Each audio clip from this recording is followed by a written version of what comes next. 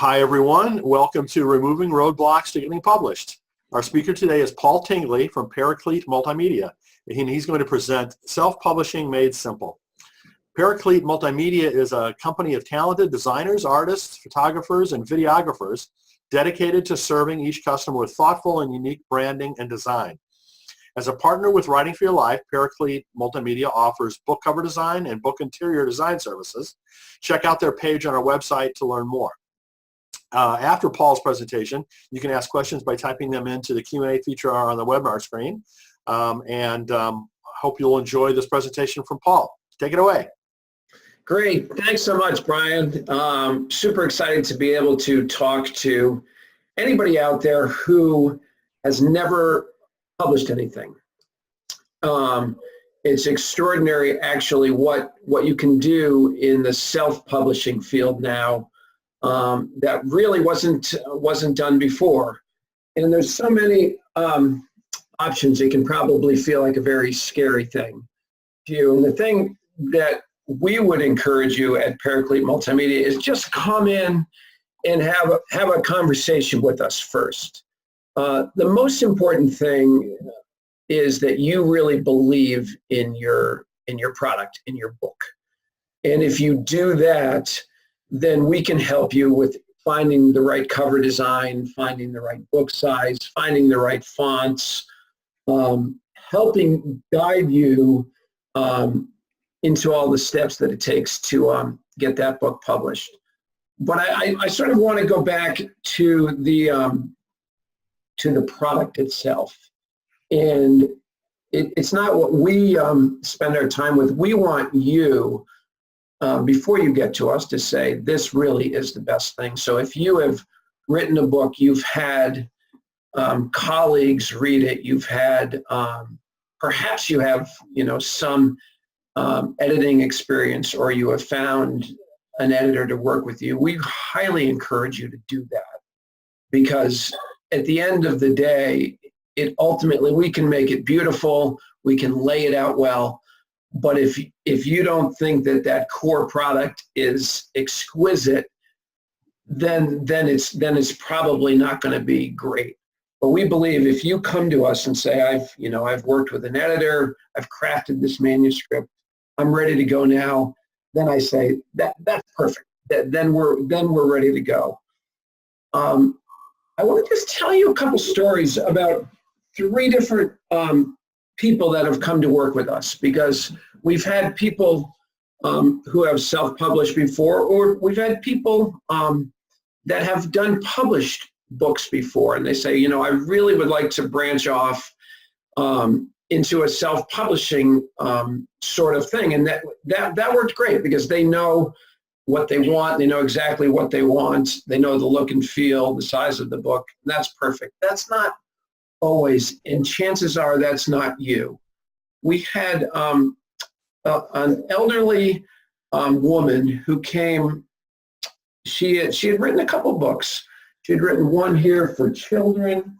She had written, sort of a novel, and she came to us just saying, "What can I do to get my book sort of done?" She had written manuscript. She did it in a Word file, which is great, which is a good start. However, as you know, the difference between a Word file and then once it gets a cover design, a back cover, a binding, and also this interior layout, this might not look like anything, for your first time. You say, gosh, I've written it well, I've got it in a Word file. What more is there to do? Well, we said, well, Linda, how would you like this book, first to look? You want it in color, obviously, but do you want it hardcover or softcover? She imagined that she wanted a book as a hardcover, but the simplest thing, and probably I would recommend, if it's your first title, do something just in a soft cover, because it will look beautiful. We'll get it on the market, and then you'll test it, whether or not that book is going to really move or not. Believe it or not, the way the book looks, the cover, is going to either get you to pick it up in an instant or whether you're going to let it go. So we would want to say, gosh, tell me a little bit about your story. What does, what's your content do? What are other books on the market similar to that? And she'll say, gosh, I really liked, a particular author. It could be an award-winning author, and we'll say, okay, well, let's look at book covers that author did, and we sort of will talk a lot about how to make that happen. So this was a lady, and we've done multiple things for her, and we ended up. She said, I want to sell these books myself. I don't necessarily want them to be, in mass market distribution. I want to be able to go to my local bookstores. She was an elderly lady, but she still wanted to do all of the selling herself, which was great. So we had to find not only just a design and a layout, but we also had to figure out what was the most efficient way to print the book for her. So we were able to find. Now, you probably can't tell from this, but we've done the printing process. You can either do traditional offset printing or you can do digital printing. Used to be all of us as book publishers would find an offset printing and have to print 2,000 or 3,000 books in order to make it cost effective. But there's so much printing now. Print on demand is something I want to talk about a little bit later. But for this particular instance, she wanted to do just a couple hundred. We designed it for her, and we found a really good print process, laser printing, and she ended up with this book. We had another client come in with an extraordinary story. His name was Greg O'Brien. He'd been suffering from Alzheimer's.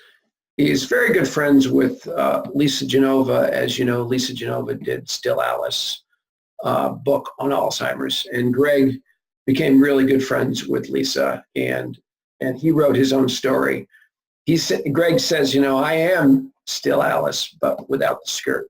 But he really had an extraordinary story to tell, and he also had done a lot of his own market work. So when we talked to Greg, he was like, here is my layout. This is a concept I want for my cover.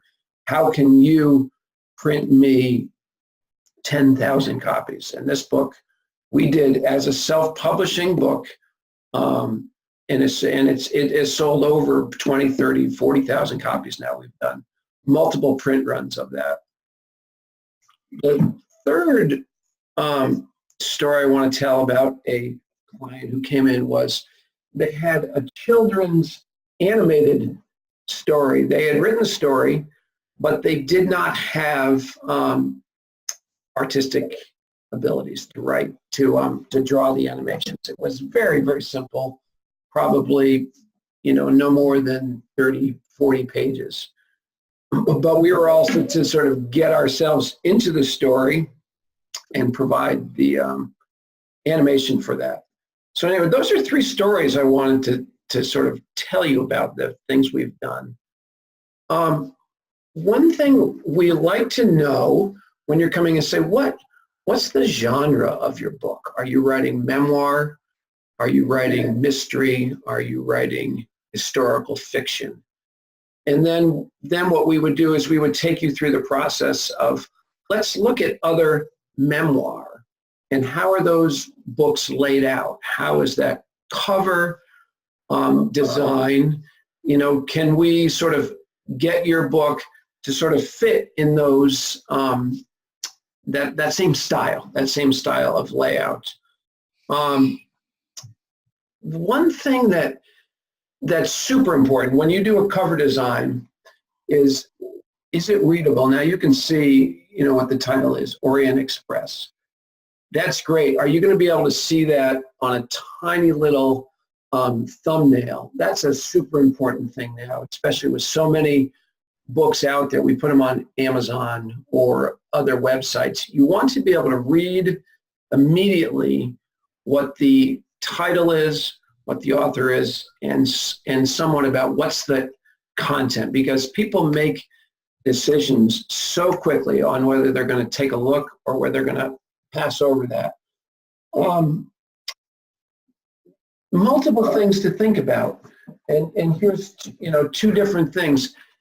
Covers, very different fonts, different styles, but the interior is also one of the most important. This, you can see, is a children's story, and it's written with that in mind. You might not be able to tell, but the fonts chosen here, and even the point size, is much larger than a normal book, because it's probably going to be read to children by older folks.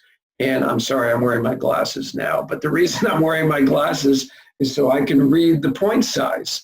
So that was a very deliberate choice by this author on the point size. And you can see, not only is it sort of the indentations, we did little illustrations throughout the book, which sort of help it.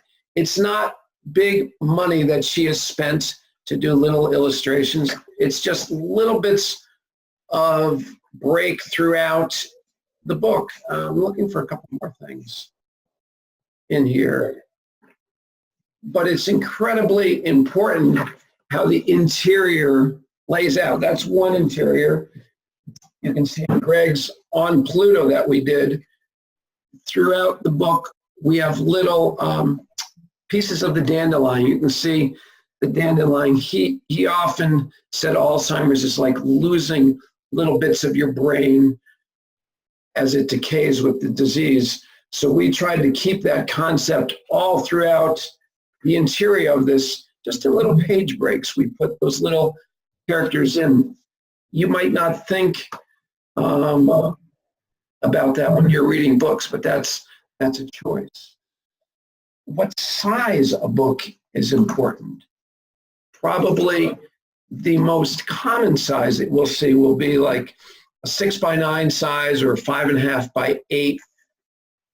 It's because the market says those are the sizes that the general public is going to use. But we also have these little gift books. This was a little gift book written by Cape Cod author. Very simple graphics. But this is exactly the size she wanted. And she also wanted to deliver these to gift stores. They weren't products that she wanted to sort of put on print on demand. So we figured out a way to do this size book for her. Another small gift book, and this actually was not a self-published book, but this was Paraclete Press published this little gift book. It's Small Things with Great Love, and it's a work by our published author, Donna Marie Cooper O'Boyle, and it's just a simple book that you can put in your pocket. An important thing always for us, or probably for you when you are thinking about self-publishing, is how can I convey what I think is inherently in this book? It wouldn't be like you'll just come send us a manuscript and we spit out a design option, a cover option. We would say, okay, what is the emotional feeling you want your reader to elicit when they pick up that book? So our designers would work to get a feeling from that. And we would also, we would probably take one chapter of your book and we would do a sample layout. And we would come back to you and say, do you like the way this looks? That way it's most time efficient for us to be able to give you a first read. Here's a first idea for a cover design. Here's a first idea for an interior layout, and we'll go from there. We'll like to choose your fonts, choose the style, and give you cover concepts. We like to not spend a lot of time on an idea that we might be excited about, but we want to make sure that it is exciting to you. there's a few details that you'd also want to know. The most important thing we would say is this a book you are going to be wanting to also be selling the hard product as well, or do you want to design it and put it on a print on demand?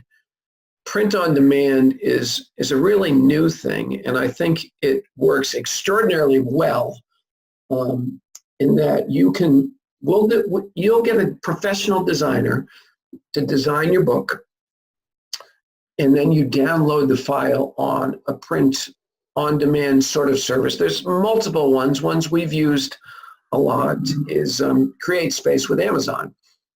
That way you download your file, you get a proof, and only time you have to worry about having product is when somebody goes to press that order. Other things you want to be thinking about, and we'll help you think about all of these things as well, is what sort of price do you want to have for that book? And what I would always recommend is say, okay, what's a similar, and we would help you again, we would always help you find a good price point. We'd say, okay, let's look at the market. How many pages is it? Okay, it's, this book is 120 pages. We think we're going to be selling similarly to this other book.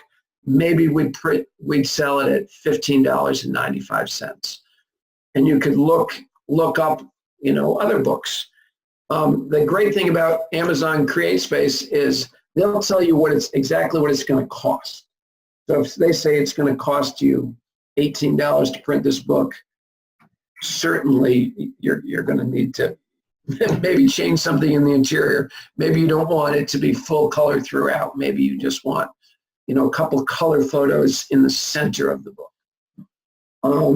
So while you're thinking about price, you also need to think about, and I imagine many of you know this, but this little code on the back of the book is an ISBN number. This is super important because you get this, you register the book, you determine a price, you put a barcode on the back of the book. That is something that you as an author can do. There's a website, Bowker.com, or you can just go into Google and say, how do I get an ISBN number? And immediately it'll pop up. You can get directions. You would have to do that yourself because it's a self-published book. We encourage as much as you can do by yourself. I don't have all the prices in front of me. You can either get one and it's like $100, or you can get 10 for $150. And again, I'm sorry, I don't have those exact. We probably want to talk to you and say, gosh, do you see this as being a series of books you're going to do, or is it one? Another sort of benefit to this print on demand system is you can sort of test your market. You've got your book and it's in print for a year, and you get feedback in there saying, gosh, you know what, Paul, we're not liking the subtitle that we have on this book, or we want to change some of the content we're finding with our readers isn't working. Well, the great thing is with that, it's like a website. You can go in there, you can change your file, you can add that subtitle, you could even change the cover, and you haven't invested thousands of dollars on 2,000 books that are, sitting in your basement, and you sort of are just going to have to sell those. So that I highly recommend, especially if it's a first venture, that you do a print on demand, and then see, you could find that, wow, this book really is taking off, and maybe I need to do both. Maybe I need to, find a good printer to do bulk quantities and also keep print on demand. We actually did a book with Brian and his group, Frederick Buechner book, and that was a fabulous experience. I think that's the first time we met. Brian was the Buechner book. And that's correct. But that was a great experience for us because Brian had, they had, obviously the content was exactly the way they wanted it, but we worked on finding a cover that would help capture the feeling, put it into perhaps a different market than it had been before. We were able to do the interior layout and sort of just assisted with getting that book to them and to upload it onto Amazon CreateSpace. And I believe that the book has done very well. But that's another experience with a client that knew exactly what they wanted, and we were able to help them. So, but we also, if you don't know what you want, you think, gosh, I love the product here. I think I can bring this to market, but we just need some help. And I think, of course, Paraclete Multimedia does this all the time, but it doesn't have to be Paraclete Multimedia. It could be anybody, but I highly recommend that you do get a professional to help with the cover design and the interior layout. And that's what we do to help. Before you get to that, and I know there have been lots of podcasts before this one, do get a good editor. Do get somebody to help you with the marketing. Good design helps that marketing, but it doesn't do everything. So it's a multifaceted thing that you have to do with this new book. But the most important part for you is to have great belief and then have endurance to know that this is going to be good and it's going to be brought to market. I'm thinking if there's any other things here. I'm sorry, I wrote down a lot of notes. I think we've talked about size. We've talked about the difference between, having that physical book as opposed to print on demand. Another super important thing about print on demand is because you don't have the impulse buy, you're not going to have somebody come in and it's going to capture their eye. We need to capture their eye by just that little thumbnail that shows up on Amazon. And then you will also want to get your friends to post reviews on Amazon, because that really helps. It shows. We've had self-published people that have more comments and reviews on their books than real published books, but that's probably Brian's expertise, where he can tell you more about that. We aim to sort of help making the design, make the layout, help you get that professional looking product and have that come into market. And I don't know, do you think, Brian, might be a good time now to see if there's anybody that has any specific questions, or can you think of anything I might have missed in this discussion? Sure. Yeah. Let's open it up to the folks on the webinar to ask any questions. As I mentioned earlier, you can type them into the Q&A box. But let me mention a couple of different things, Paul. One is that my understanding is Amazon has folded CreateSpace into Kindle Direct Publishing, so it's no longer a separate thing. I mean, even though what the functions to do print books under Kindle Direct Publishing are basically the same as what CreateSpace had. So I think it's really amounts to just a name change and a little bit different user interface. Yeah. The second thing is that I understand that now when you use that capability, you can purchase an ISBN as part of that process. Right. That's true. As opposed to going independently on your own to book or somewhere else. So for what but let me point out that's very true. However, if you decide you want to do it outside of Amazon, that ISBN number is this my understanding, and I know this all sort of changes because we've had clients just say, I don't want to sort of pigeonhole myself to always be with Amazon. I'd like to perhaps have this ability to go other places. Yes, I have heard the same thing.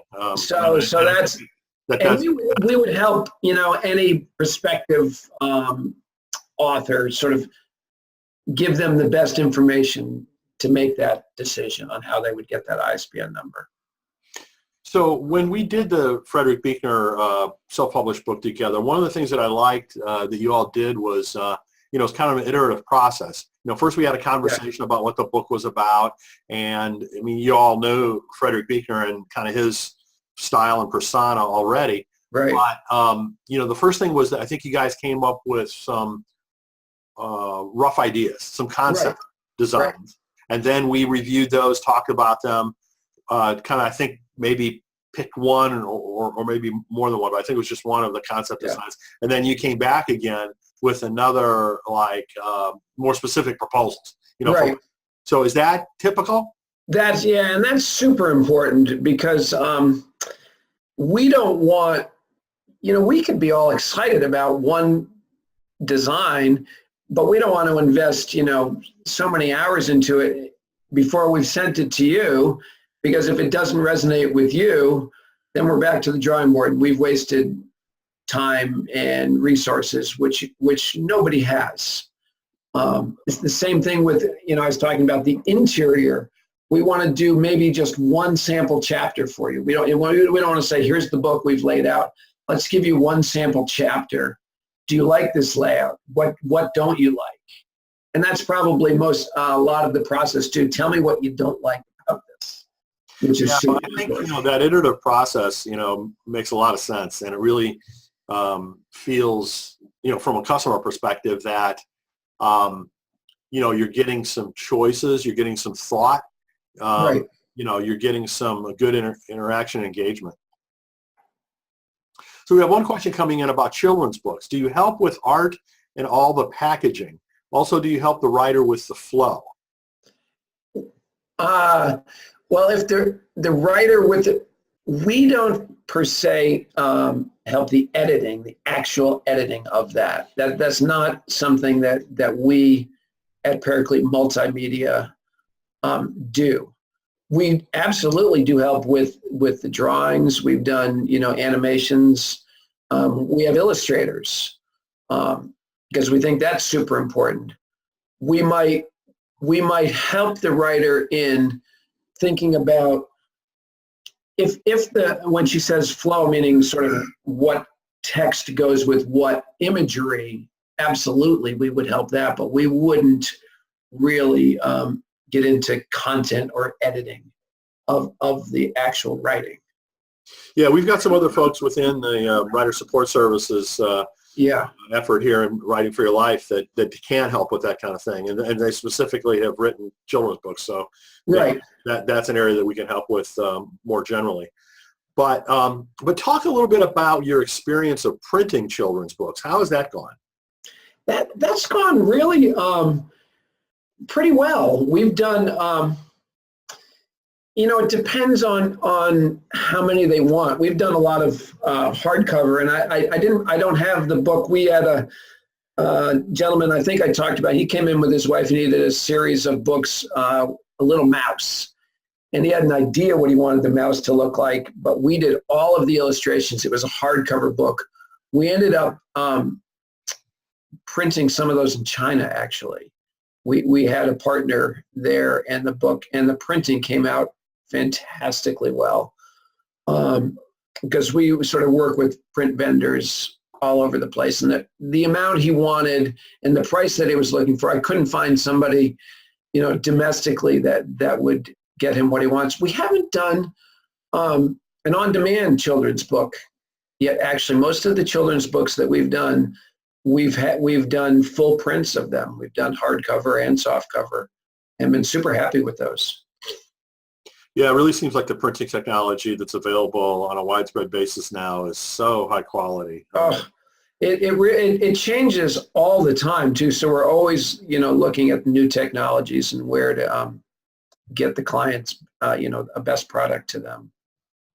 Good. Well, Paul, thank you so much for all this great information. Thanks for joining us on this webinar today. And I'm sorry, there's one other question I missed. Can you talk about expectations in the children's book market? I'm not sure what expectations means. Sandra, can you elaborate on that a little bit? Let's give Sandra a chance. Yeah, of course. To type in a little bit more information. Yeah. Sales and cost.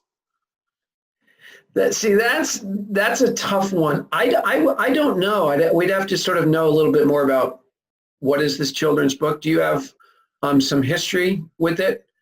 We just, we have a Paraclete author we just signed. He did a book called God Needed a Puppy.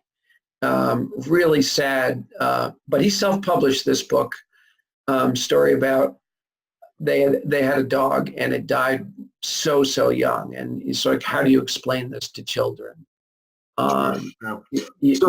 When you do, like, a self-published book through, Amazon, for instance, this Right. textual based book, Right. Their costs per book, whether it's ordered by the author or, as part of a sale that goes to, the general public through Amazon.com, for instance, Right. it's a couple bucks, right? I mean, a few dollars. It depends how many, color pictures, but yeah. Yeah, Generally, right now I'm just talking about a text only, Yeah. right? Yeah. And, a couple hundred pages, standard size, Standard size. Yeah. standard print paper. Yeah. It's roughly a couple bucks, $2 and change or whatever. Do you have a sense of how much that changes for children's books? In terms of the printing cost. Right. Well, I think children's book would actually probably cost more, only because of the fact that most of them are unusual size, a little bit larger, and most of them generally do have some color pictures. And I would encourage you to probably put them in there, because that's going to make a difference. As a buyer, if I'm wanting to buy a children's book, chances are I'm going to want one with a few more illustrations that I can show you. So that might cost a little bit more. I guess the counter is there are fewer pages, but as you said, I would think that the color and the non-standard size would, definitely increase the cost. Yeah, but I think get the product exactly the way you want it to look, because if you're saving nickels, to make it a smaller size, or to not have as many beautiful illustrations, we always try to encourage the authors to go for their full vision. And then let's look at the cost. And if we need to trim something down, we can do it. But we would never want you to compromise your product because of that cost. Sure. Yeah. Yeah, you can always, take steps later on if you're trying to deal with an issue. But I think for the first cut, make it look as good as you can. Make it your most beautiful product that you want to bring out there. And that's what we want to help you. We obviously are aware everybody's budget's different, but our goal is to get your best product, the best look, best placement that we can do. So another question is, can we talk to Paul for a consult? So I know the answer is of course. Of course. And, Sandra, if you just want to send an email to me, brian@writingforyourlife.com, I can put you in touch with Paul. Or there's also a form on the website, the writer support services, that you can fill out and contact me, and I'll put you in touch with Paul. And, you can. And one thing I want everybody to know too is we have a team of designers. It's really not me that's going to go back here and do all the design work. When we have a consult, I would get at least one designer, maybe two designers, to hear about your product. Maybe we'd have a preliminary conversation with me, but as soon as I can, I'll put you with the professionals to sort of really help guide the project. That makes sense. Yeah. Okay, well, Paul, thank you again. It's great to see you as always, and appreciate your partnership in this. And any event, thank you all for joining us, and thanks again, Paul, for joining us today. Thank you, Brian. Thank you.